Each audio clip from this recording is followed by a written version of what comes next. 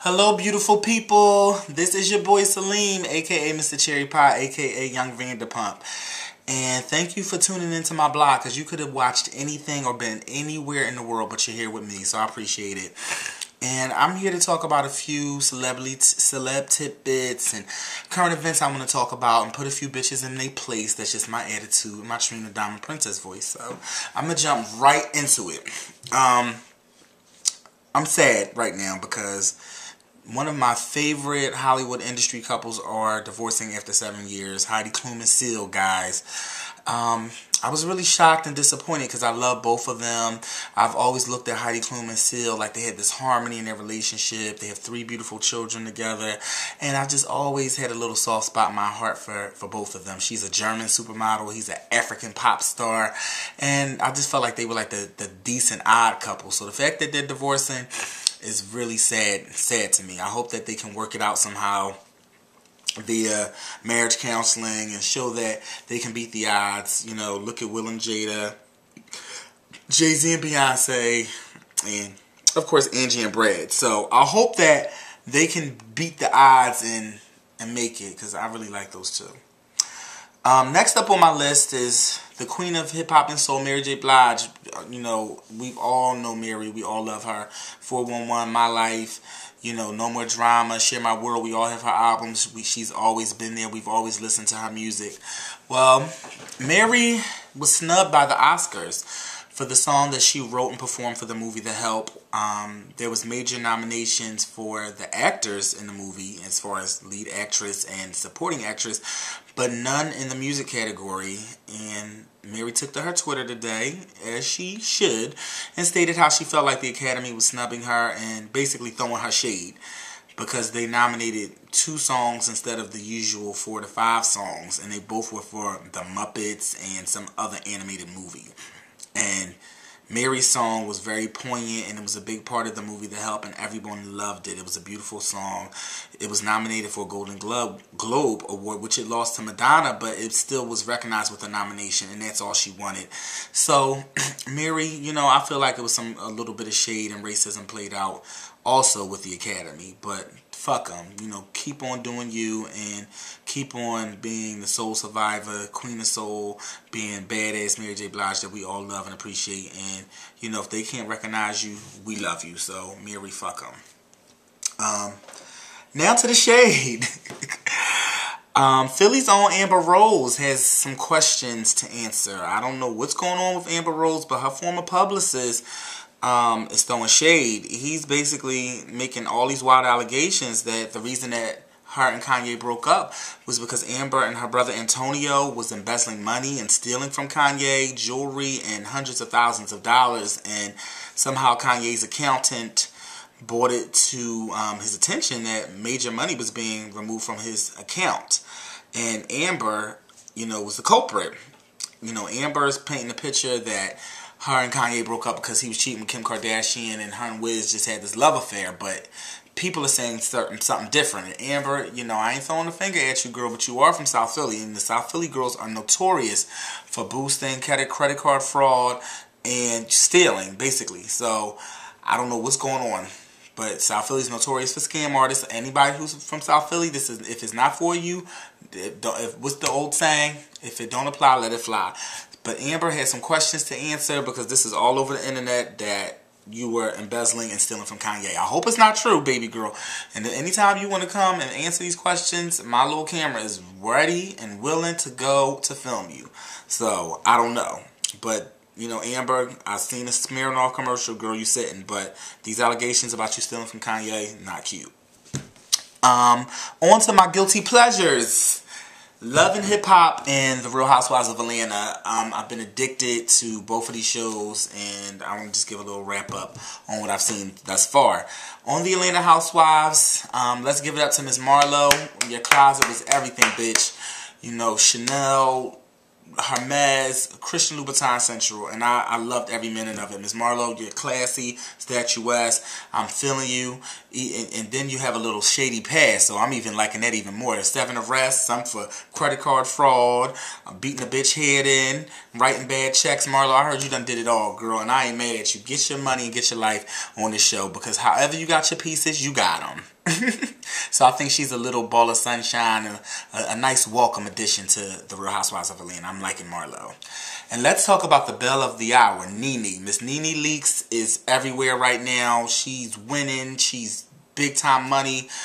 She's on Glee. She's on The Game. Every time I turn on television, I see Nene. And Nene, I can't even hate on you, bitch. You look good. The nose job, the new hairstyle, the pieces, the labels. You're looking wonderful, Nene.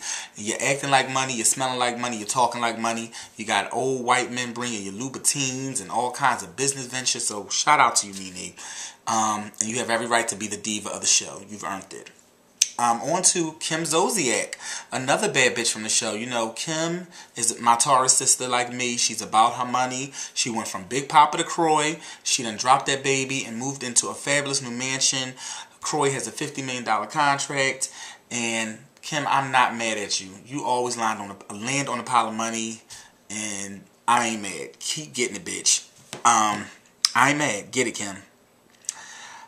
Then we have Sheba Sheree. You know, she's getting a dream house built from the ground up, Chateau Sheree, with no income that we know about. She's suing her ex-husband Bob Wilfield for child support, which he's crying broke, and Phaedra lost to him in court. So I don't know how Sheree's driving a 4-door Porsche Panamera, but in true Sheree fashion, she won't have it long. All her cars get repossessed, just like she had the Aston Martin last season, and they took it back. But you know, that's Sheree Whitfield. She's, you know, she wants to be a high maintenance diva on a bare budget. I ain't mad at you, Sheree. But get it together, bitch. Maybe you need to do a fitness video, nutrition video, or something. Because acting and fashion designing has not brought you any money. So I want you to try something else, another career path. On to Cynthia Bailey and her husband Peter. They have irked me all season long. Cynthia, is clear that Peter is only interested in your pocketbook. He could care less about you or anything you have going on or what you have to say. He left your model school opening before it was over because, bitch, he didn't want to be there. He's only interested in what's in your account, Cynthia. And once that money's dried up, Peter's going to be dried up. Cynthia's a pretty girl, but there's nothing going on inside. I don't know what's going on in her head. She irritates me. Candy has been another soft spot for me. I love Candy and Mama Joyce, but they are both irritating as well. Candy's playing the middle, two-faced, playing one side, the other side, and talking her shit in the middle. Candy, sooner or later somebody's going to get wind of that and want to knock you. So I think you need to be prepared when it comes down. And surprisingly, my favorite this season has been Phaedra Parks and her husband Apollo and their little family and their little undertaker. I love Phaedra and her little quirky sense of humor. She's very candid and funny. She talks about donkey booties, and I respect Phaedra because she's a hustler and she gets at $1. So shout out to Phaedra. Overall, the season of Atlanta Housewives, I believe it's the 5th season, I believe. On a scale of 1 to 10, I give it a strong 8. It's been very entertaining. I can't wait to see how things play out now that the ladies have all gone to Africa. And I want to see how Marlo ends the season, because I got a feeling that we haven't seen an end to the drama with her. I think we're only seeing the beginning of Marlo and her transition to being a Real Housewife, because I think she'll be a Real Housewife next season. Now on to Love and Hip Hop. It was the season finale. We all watched it all season long. It's the 2nd season, and it's been a juggernaut success for VH1. Watching the ladies' love lives and dramas unfold. The finale to me was kind of dry. Kim Bella was the highlight of the finale, revealing that she's pregnant for the 3rd time, having another child out of wedlock. Joelle is not ex to marry her. She says she doesn't even know if he's the right man for her, but she's having a baby. I don't get it, but hey, shout out to Kim Bella. You know, if she wants to be a mom, go girl. I hope she gets a ring. Yandy lost me. I was Team Yandy for a while, guys, but now I've noticed that Yandy is becoming like a Jim Jones stalker. I think that they fucked or something went on, because she's stalking Mama Jones out for information on Chrissy and Jim and buying Mama Jones stuff for their trip to Jamaica. just to be around to hear what's going on. And I think that's kind of desperate, Yandy. I really want you to move on. You're a pretty girl. Let Jim and Chrissy go. Let them people out of your system. Please set yourself free.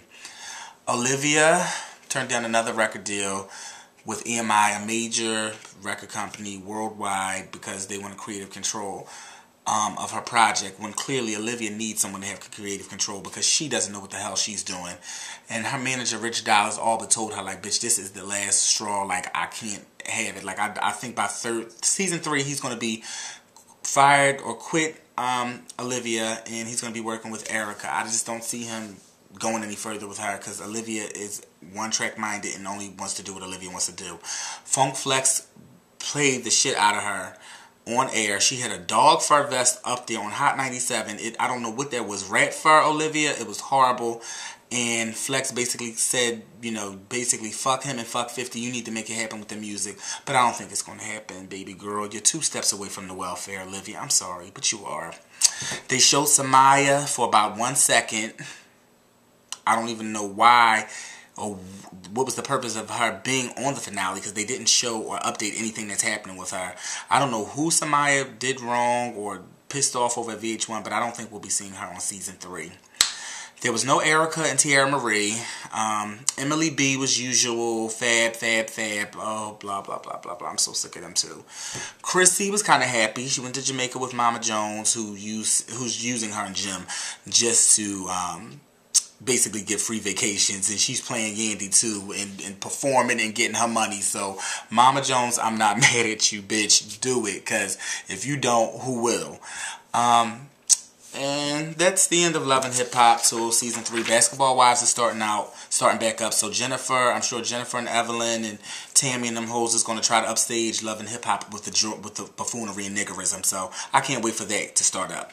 And finally, Roseanne Barr, the old comedian that had the show Roseanne, was going in on Beyonce, Jay-Z, and Barack Obama because she feels as though Etta James, R.I.P. Etta James, she just passed, should have sung at last at the inauguration, and she feels as though the president basically snubbed Etta James while she was sick. She said Beyonce's no talent, and she basically aired Beyonce out. Beyonce, once again, is to blame for everything wrong in the world. You know, even just becoming a new mom, she's still getting aired out.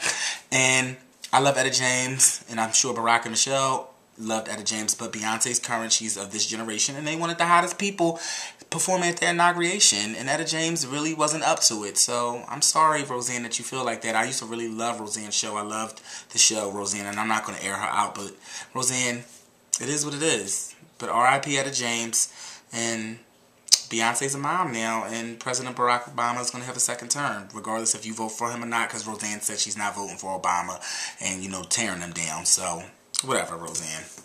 Anyway, thanks for tuning in, guys. Thank you for watching my blog. Follow me, Mr. Cherrypie, at twitter.com, and subscribe to my YouTube channel, Cherry Boy TV, on YouTube.